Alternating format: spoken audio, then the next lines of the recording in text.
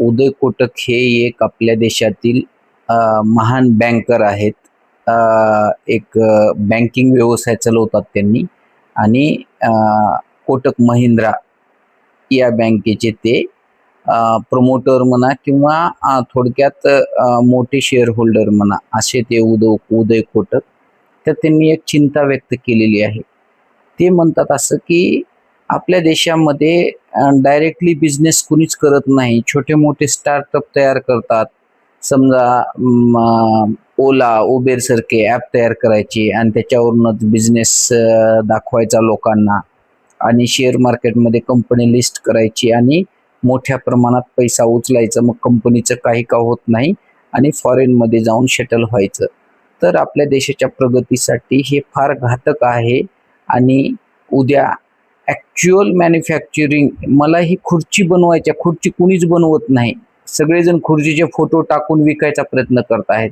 त्याच्यामुळं राष्ट्राचा एका मुळा बेस पक्का होत नाही.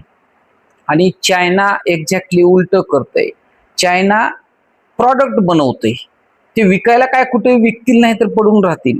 परंतु राष्ट्रामध्ये लोकांच्या हाताला मॅक्झिमम काम मॅन्युफॅक्चरिंगमध्ये लागते आणि लोकांचा रोजगाराचा स्तर वाढला की लोक खरेदी शक्ती वाढते. खरेदी शक्ती वाढली की परत कंपन्यामध्ये डिमांड वाढते. कंपन्या परत मॅन्युफॅक्चरिंग करतात आणि हे दुष्ट चक्र इकॉनॉमिक स्लोडाऊनचं कमी व्हायला मदत होते.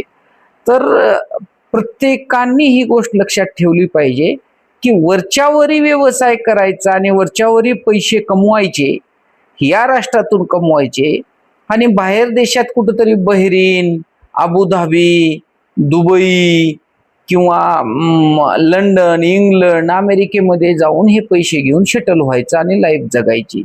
असं हे नवीन स्टार्टअप कल्चर सुरू झालेलं आहे.